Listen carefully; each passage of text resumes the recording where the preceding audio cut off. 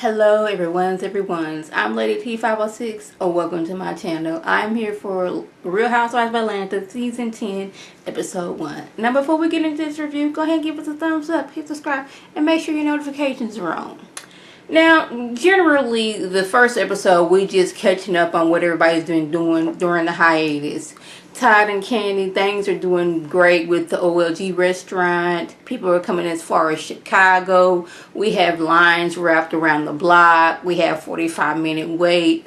See, me, I would like to go to the restaurant, just say I went and see how the food is. But I'm also that person, I don't want to wait extra long to get my food because I'm liable to go somewhere else with a less waiting time just so I can eat right now. Like I'm telling you, like 2 weeks ago we was going for my husband, his uncle was celebrating his birthday and all the family was coming out, and we was going to a place called Papados here in Houston, Texas, and Papados be having a way out of this world.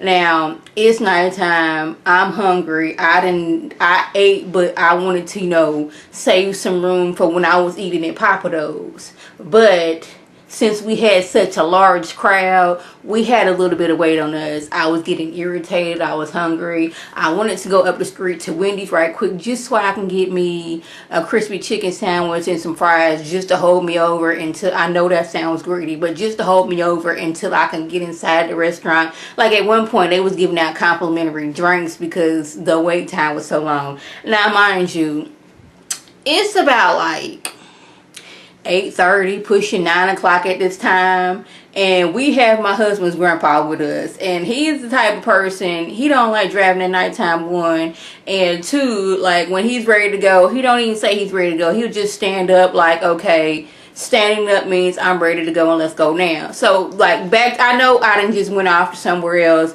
but I'm just telling you, I would like to go to the OLG restaurant. I just can't picture myself standing in line waiting for 45 minutes. It's hot outside, I'm hungry, I don't think I can do that. But she also has escaped. They trying to get back together. They was hot in the 90s. Egos seemed like they got in the way. And hey, we trying to come back together and make this thing happen, but can we push our egos aside and come together and forgive, even though people have lied and done some things that they shouldn't have done, so we can bring this group back together. So we have Cynthia at her house. What was it, Lake Cynthia or Lake Bailey? I think that's what it's called. So Nene, she shows up and they get to talking about Kenya being married. Now, it was a surprise to Cynthia. Now, you know Cynthia and Kenya, they supposed to be best friends. She didn't know, one, that Kenya was getting married. She don't know the man's name. She don't even know how long they've been together. It's between 8 and 4 months. But Nene, like, the more Cynthia's talking, Nene's looking like, are you even sure that they actually married? Because we don't know his name. You don't know how long they was together. All we know was she didn't marry this man. And last time we heard, like, Matt was like breaking into her house and just being crazy mad. And the next thing you know, she got this new mysterious man who we only know him by baby. And now they married. Like, her family didn't even know she was getting married, but we supposed to believe she's married. But Nene's looking like she don't understand why Cynthia is so excited for a wedding that she wasn't even invited to or knew nothing about. But okay, I'm gonna let you over to be happy about about Kenya and this husband she really told nobody about. So when we do finally meet Kenya says that they met 7 months ago at his restaurant. It was a whirlwind relationship. They fell in love, and Nene wants to know when y'all moving in together once they buy a new house. Now, what's it called? Moore Manor has ghosts. So we can't move into Moore Manor anymore. We're going to have to find us another place to stay. Now, I don't know where the ghost came from, but apparently Moore Manor is haunted after she didn't put all that work into it. So Moore Manor is ghost infested and they need to find them a new house. So until then, they just gonna be shopping, and she wants to keep the negative people away from her husband, which we gonna continue to call him baby because that's what Kenya calls him, and we don't know nothing else about him. So let's scooch over here to Portia in her podcast, giving out relationship advice. Like, the fact that Portia's giving out advice was like comical in itself. But like one lady was like, I'm this age and I'm dating somebody who's like 3 years older than my daddy. Will this really work?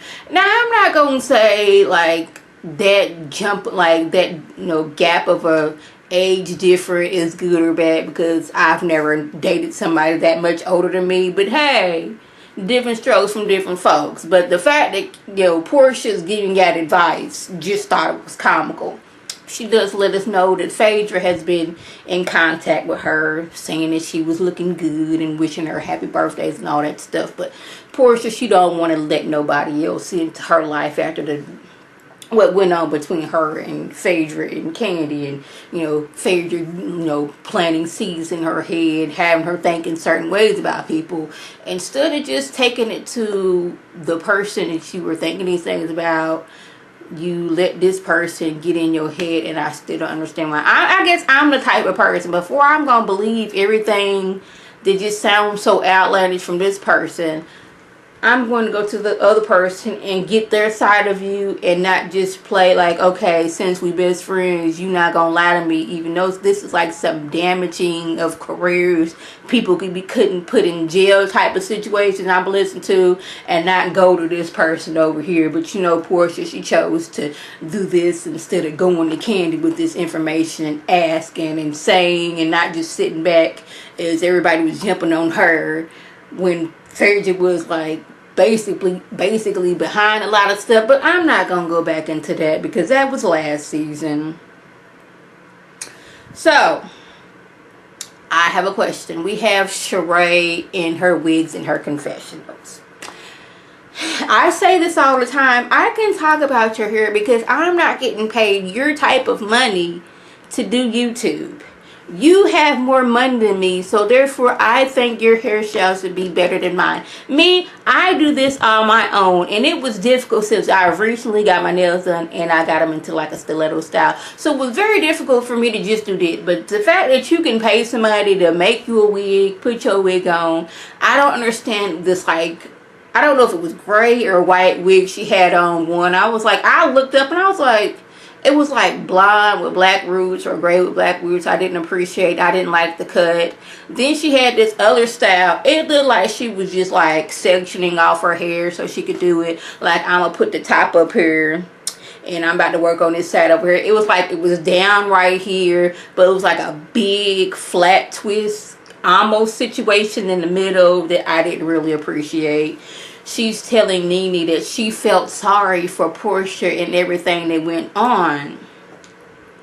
And I'm like, why are we feeling sorry for Portia? Portia's a grown woman. Like, don't repeat something that's that damaging if you don't know for a fact that it's 100% true. Just because Phaedra said it doesn't mean it was true. But Nene, she said it best. Phaedra sat back, planted seeds. This is Portia said, planted seeds into Portia's head, and sat back and let Portia take the fall and do all this other stuff while she just sat back and watched. Because it was her that was saying this, a lot of stuff about Candy wanting to doggone drug and rape her and Todd. And she sat back, and it wasn't until Portia said, well, it was Phaedra that said it, that Phaedra finally had to be like, I'm sorry, it wasn't like that. But the fact that Terrell was like, I felt sorry for her, but like, she's a grown woman. You know, there's certain things that you just can't say and like, oh, I take it back. There's some things you just can't take back, and that was one of them.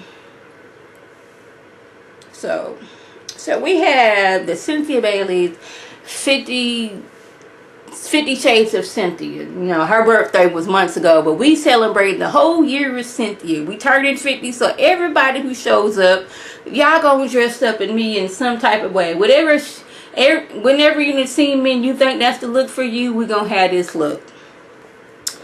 Portia shows up, and this is when I think that Sheree was being messy. This is an event. Why do we need to get two people together who do not like each other? These are two grown people. Why are we still trying to make people confront what's going on between them? Why are we still trying to make people friends? Like, in the history of reality TV shows, when has this ever worked, and why are we still doing it at parties?